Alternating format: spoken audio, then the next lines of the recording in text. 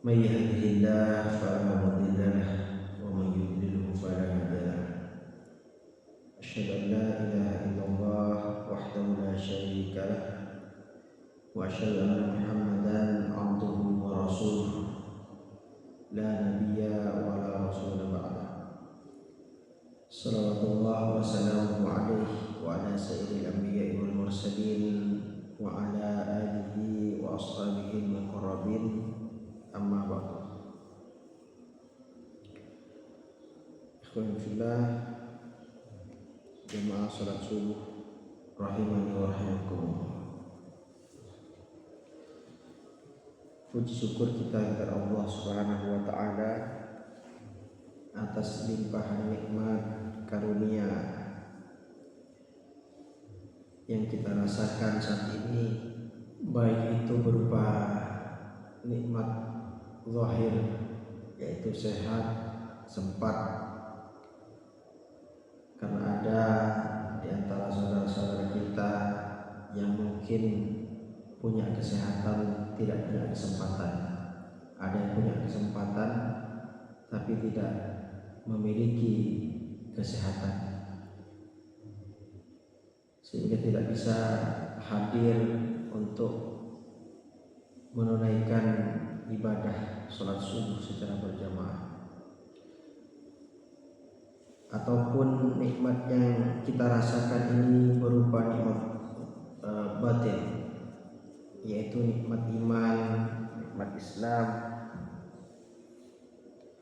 nikmat ketakwaan yang Allah lekatkan di hati kita.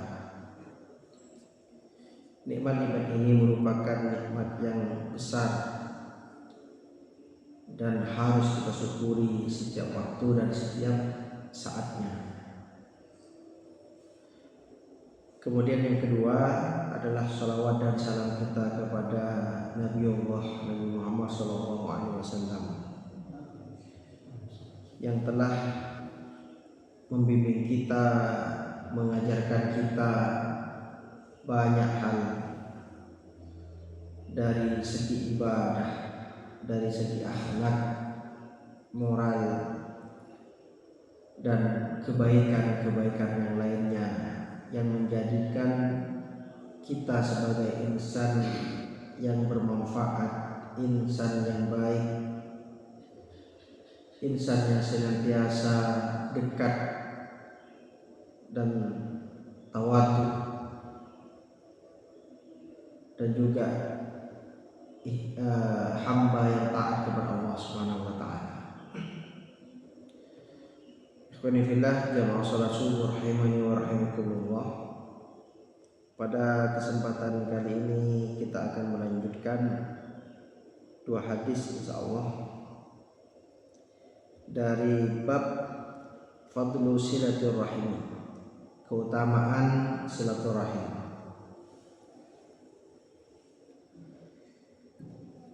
Dua hadis ini merupakan hadis yang sahih sebagaimana dua hadis yang sebelumnya yang telah kita bahas di dalam bab ini. Yang pertama adalah hadis yang ke-54. Bismillahirrahmanirrahim.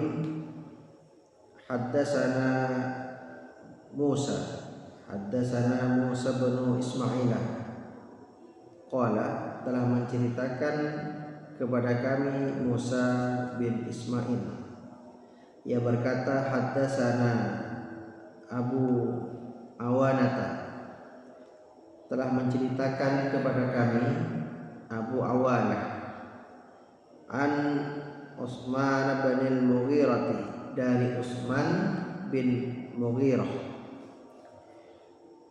an Abil Ambas, dari Abil Ambas, qala, ia berkata,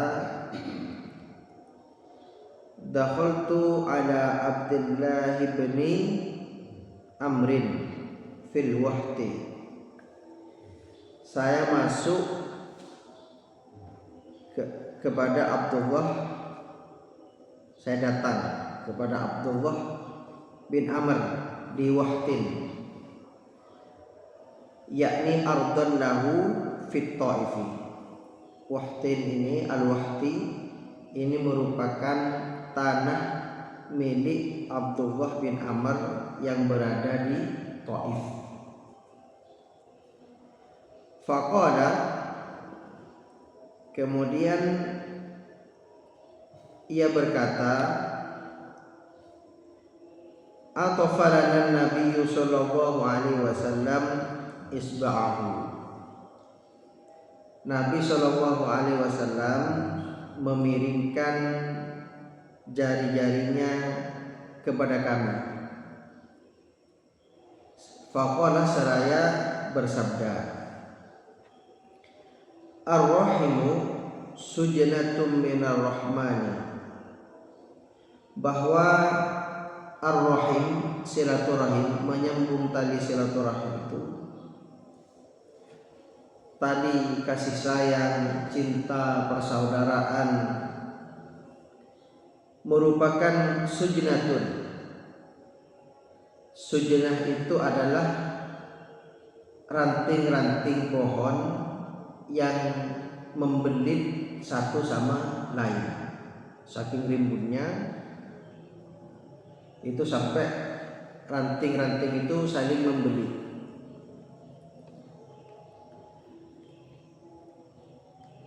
Berarti ar-rahim itu merupakan bagian yang saling bersambung minar rahman, dari ar-rahman, yaitu Allah Subhanahu wa ta'ala. Jadi bagian dari Allah Subhanahu wa ta'ala ar-rahim yang saling tersambung. Sehingga disampaikan oleh beliau dalam sabdanya, man yasilha yasilhu, barang siapa yang menyambung tali silaturahim tadi, maka barang pasti Allah akan menyambungnya.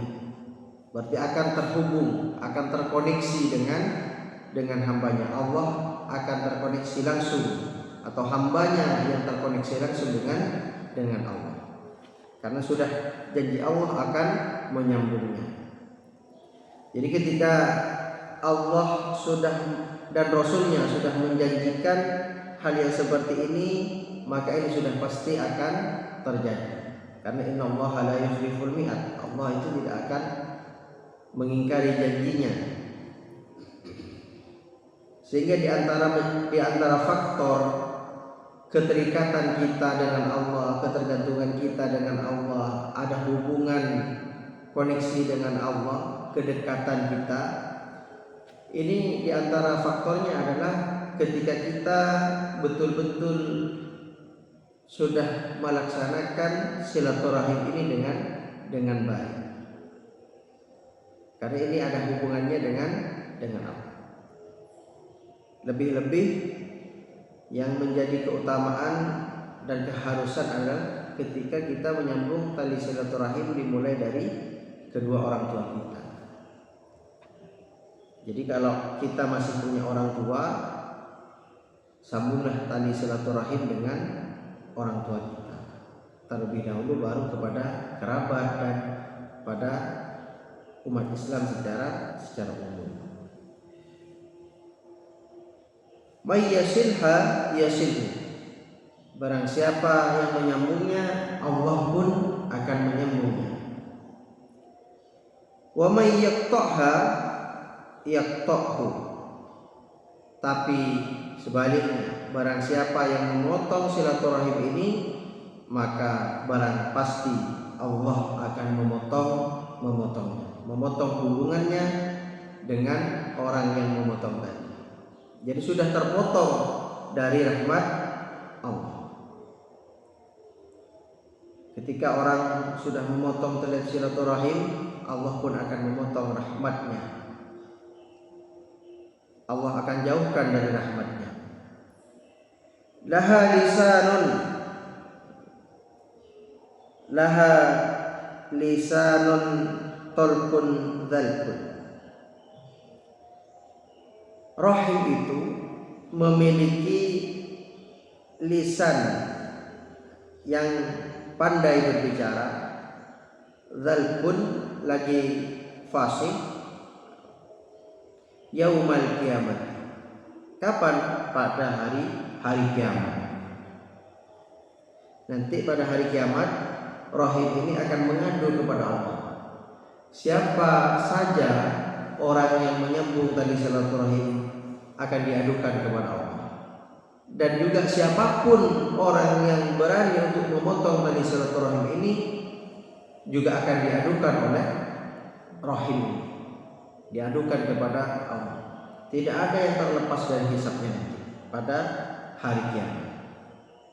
Hadis ini hadis sahih riwayat Imam Hakim, riwayat Abu Dawud, At-Tirmidzi dan Imam Hakim, dan juga Imam Ahmad, Imam Al-Baihaqi, Imam Al-Humaidi, dan disahihkan oleh Syekh Albani dalam hadis sahih Abu Dawud.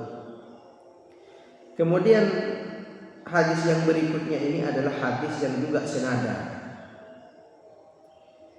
Hadis yang ke-55, haddatsana Ismail, telah menceritakan kepada kami Ismail. Qala, ia berkata. Kalau tadi Musa putra Ismail, sekarang Ismailnya.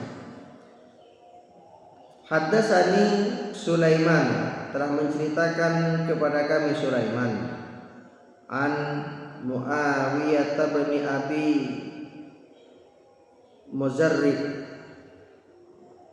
Muzarradin, an Muawiyah bin Abi Muzarradin, dari Muawiyah bin Abi Muzarrad, an Yazid bin Ruman, ini dari Yazid bin Ruman, an Urwah bin Zubair, dari Urwah bin Zubair, an Aisyah radhiyallahu anha, dari Sayyidah Aisyah semoga Allah meridainya, anna Nabi sallallahu alaihi wasallam qala, bahwasanya Nabi sallallahu alaihi wasallam bersabda, ar-rahimu sujnatum minallah. Kalau tadi lafadznya ar-rahimu sujnatum minar rahman, menggunakan kata ar-rahman, nama Allah. Kalau ini adalah ar-rahimu sujnatum minallah, bahwa rahim itu bagian dari Allah Subhanahu wa ta'ala, ada hubungan dengan Allah Subhanahu wa ta'ala. Man wasalaha, barang siapa yang menyambungnya, wasalahullah, Allah pasti akan menyambungnya. Barang siapa yang menyambung silaturahim, Allah pasti akan menyambungnya kepada orang tersebut. Wa man qata'aha qata'ahullah, dan barang siapa yang memotongnya, pasti Allah akan memotong hubungannya dengan orang tersebut. Terpotong hubungan dengan Allah dan juga terpotong pula dari rahmat Allah Subhanahu wa ta'ala. Ini hadis sahih riwayat Imam Muslim di dalam kitab Al-Bir, terus juga Imam At-Tirmidzi. Ini dua hadis yang memerintahkan kepada kita untuk menyambung silaturahim dan melarang kita untuk memotongnya. Semoga bisa bermanfaat bagi kita dan bisa diamalkan dalam kehidupan kita sehari-hari. Amin Allahumma amin. Apabila ada kesalahan mohon dimaafkan dan mohon dikoreksi karena murni datangnya dari saya pribadi. Kalau ada kebenaran murni datangnya dari Allah Subhanahu wa ta'ala. Aqulu qouli hadza wa astaghfirullaha li wa lakum wa li sa'iril muslimin wal muslimat fastaghfiruhu innahu huwal ghafurur rahim. Assalamu alaikum warahmatullahi wabarakatuh.